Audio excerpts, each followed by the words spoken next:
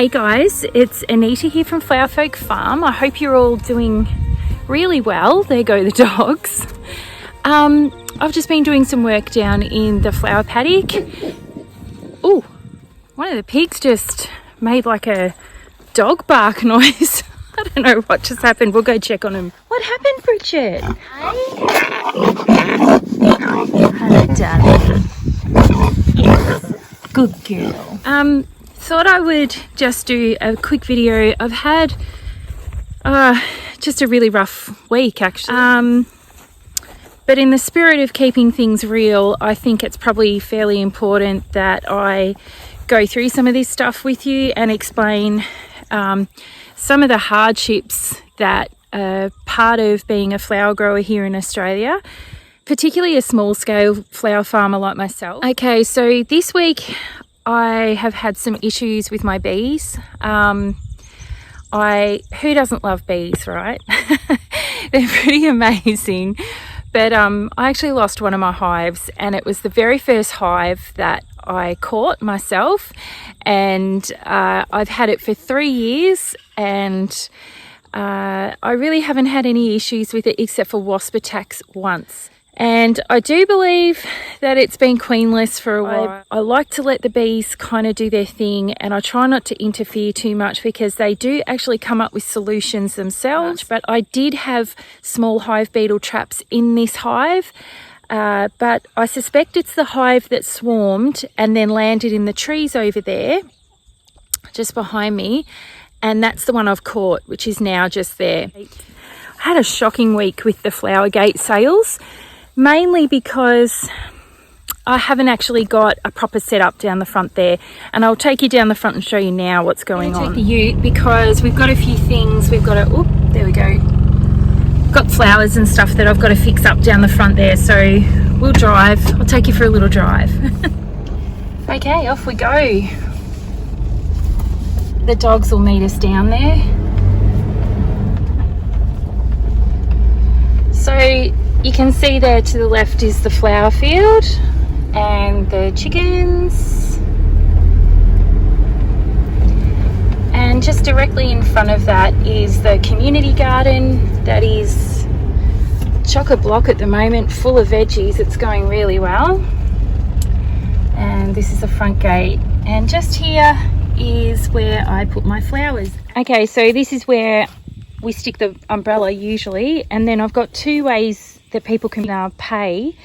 They can either do PayPal or Pay ID, and then we've also got an honesty box. But I actually asked my husband and my son to make me up something a little better that is a bit more weatherproof, because over the weekend I had a really shocking weekend with flower sales because it was just so wet, and all my flowers got hideously wet, and as a result I didn't sell very many. So what I do with the ones that I don't sell is I normally donate them to either nursing homes or to friends and family. This is what I'm doing down the front. So the community garden that's over there is actually part of the Grow Free movement that I run from the farm here, and these flowers will I've got a little note that I attach to it, and it just sort of says, you know, please give me to someone who needs to smile today. So finally, what you can see here in the distance, we'll have a proper look at it, is this little thing, which is my new flower stall. Okay, so it's made out of recycled pallet. What I'll do is I'll attach one of those roller blinds that comes down, the clear ones.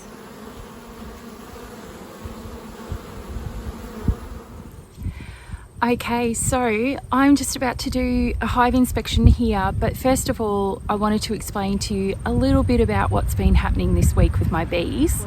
I came out to find one of my hives, I have two usually sitting here, had this awful coloured stuff just coming all out of the entrance. It looked like bees were not able to get in or out of the entrance.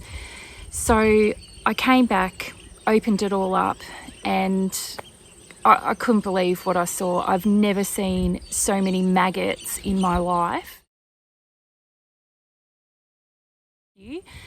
I didn't know what was going on. My immediate thought was, oh crap, I've got some sort of bacterial disease here or fungal disease. I had no idea what was going on. It turns out I've had a really major case of small hive beetle. So obviously when I opened it up, it was pretty obvious that the whole hive was dead. All the brood was dead. There was nothing left. Just all the honey was just slimy, and there were hive beetles everywhere, but their larvae, which were the maggots, were everywhere as well, in the brood, in amongst everything. There was nothing that was clean. So I'm going to put these extra hive traps into both the super up the top and down the bottom, which is the bottom is the brood box where all the babies are made, and the top is the honey super. All you do is fill those little crevices with oil, just a cheap oil, put that back on top, and what the bees do is they chase the little hive beetles down through those gaps, and the beetles fall into the oil and they can't get back out. Now the bees don't fit down there, it's too small, so the bees are kept safe. Okay, so I'm just going to get the smoker going. I haven't worked with these bees a lot this season, so I'm going to use the smoker. Normally I don't use a smoker, but I am actually allergic to bee stings, so I've suited up because I just don't want to get sick. Just going to let that catch light a bit, and once that's caught I will shut the lid. Yep, good to go. And then we just start pumping. Let's open up.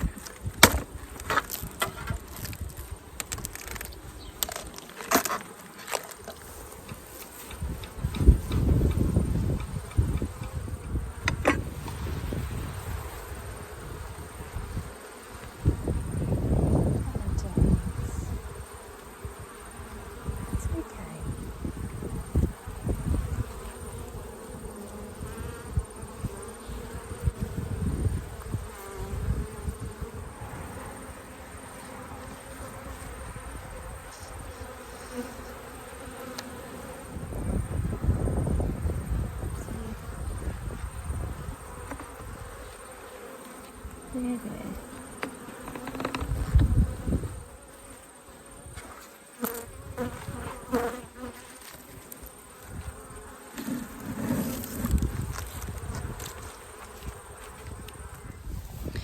Okay, so I didn't end up harvesting any honey from the hive. None of the frames were full enough, so I've just left them, and I think because the bees are doing a whole lot of robbing from the other hive that is now dead, this will probably fill up pretty quick. So I'll keep my eye on that, and I'll come back in a week or so and just recheck that.